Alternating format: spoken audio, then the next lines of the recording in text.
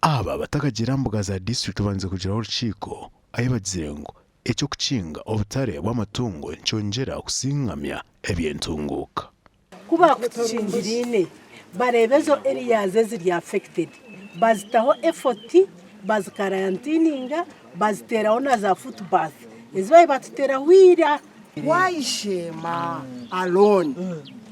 anje batapfirize nk'Abariisa tukekuma nkamangweje byo wawe ngateko measure zikugira zikustanga kwijo kandi tongo Abariisa tusasibente zitukira abantu bako kujya bata abakwenda kutukuma konko kwimaka bakatucinjira kandi batinde cyo batukora ngaro measure zone kine chikutiya bamwe ababaje n'Abariisa n'Ojangu bariyo nibashohoza kingi na munonga cyaye ko mbebembezi bamwe ba district yaho kuba kwata umuntu yayinika kandi yamate ninga rubu yakubagina mukagirikani fayina hamba cyane mitwari ikuni mwe kintu kuko abeborera aba covid bakagikora mu sente nyinshi so nyo nkura kubingira ntutero muranga tukabariisa tukabintwenda tuyambwe then hakubire harejo yakubire karantine bantu yaza then yetakagire tujurwa funa na sente kurebera zita ko n'ubukushakirwira n'ubutini na sente zo kugira ngo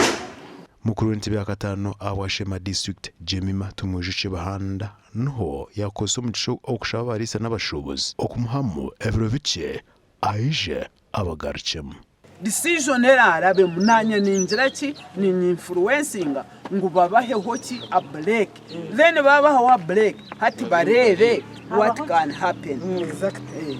kuba nabe batakubasa kwigura district yone konka municipality eyaye zireki eyaye kozire mu yo bagireki bagireki twazo mukagango omuri Sheema niyemwe okwabayo bariyo nibarra ganjire koma awendwara yenje hati ekikwasa umwanya gwo kubanza hiyo mukwita amatungo ekiri omuri Kagango division Sheema municipality iyo wabo kiyo muteka kugira ngo nonda gukora business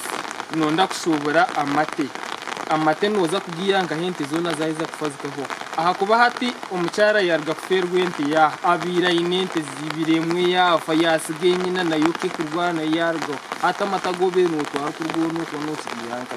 Joel Nabasa urukurebuzi by'amatungo nanjagira ngo abashubuzi n'Abariisa bine konja kwegendesereza babasa ubutija kusigaza itungo naramwe awendwareji bwe n'ubutambuzwa abantu abo butahurira engendo rweze kubaza bagandiriye ubagandira ngo mureke kutayaya kandi mureke no kutayayisa